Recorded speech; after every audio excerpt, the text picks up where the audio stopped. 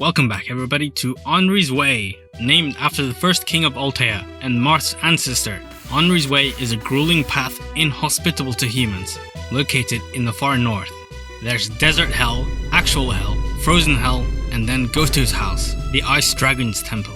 Anri walked this path 100 years prior to obtain the holy sword Falchion, with which he fought and defeated Medius. This map is fucking huge and completely filled top to bottom with desert tiles, which severely cripples particularly Marth's mobility. It's also the introduction of wyverns, 12-move flying behemoths that are completely unimpeded by the desert. If I leave even one alive, they'll target my frail units like a heat-seeking missile with their 14 range. On top of that, as with all dragons, their breath attack has a 1-2 range on lunatic difficulty, making them even more difficult to deal with. Thankfully, many powerful tools exist to one-shot wyverns, one such tool being forging.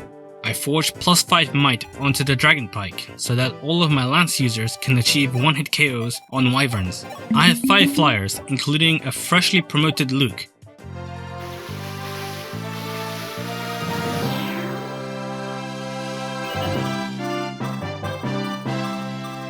Who need a minimum of 15 strength to have enough power to one-hit KO. All of them meet this benchmark, besides Katria, who needs a little bump up from her weapon rank and the Leo shard to make it. I also deploy Sniper Sida and Merrick, who with a rainbow tonic can survive an attack from a wyvern and hit back with a guaranteed one-shot to blast wyverns straight out of the sky.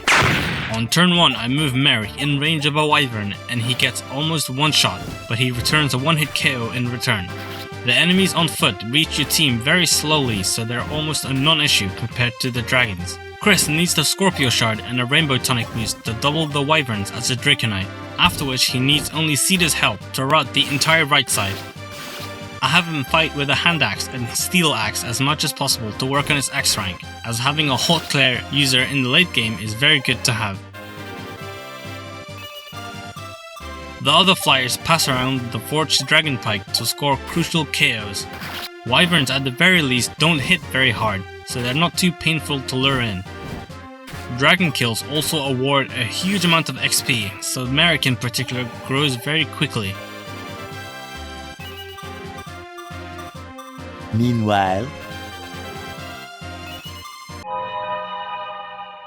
I quickly gather all of the valuable stat boosters, of which there are many, and recruit Jake for his weapons, before approaching the final group of enemies. These enemies are notorious for their unpredictable AI. They won't move unless some very specific criteria are met, which are unique among them, and I won't claim I totally understand them at the moment, so I stalled a lot to think of what to do. Ultimately, I decide on the most skillful and genius solution, which is to simply throw Chris at the problem. I also place 2 units in decreasing order of frailty to lure away the wyverns. In other words, I have Luke, who has less defense than Chris, wait here to lure this wyvern away from Chris, and I have Merrick, who is frailer than Luke, stand there to lure that wyvern away from Luke. This ensures that no one unit takes on too many enemies on the enemy phase.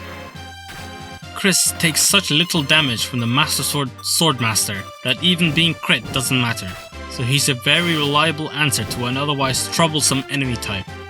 I buy one more Dragon Pike for the road, pick up the Elysian Whip, risk death on the boss once again, and seize. At the end of the map, everyone's favorite tour guide Zane appears to take us to Goto. How does Zane know Goto? How is he able to survive here? All will be revealed next time on the playthrough of Scarf's Hard 4, FE12, Chapter 12. Goodbye.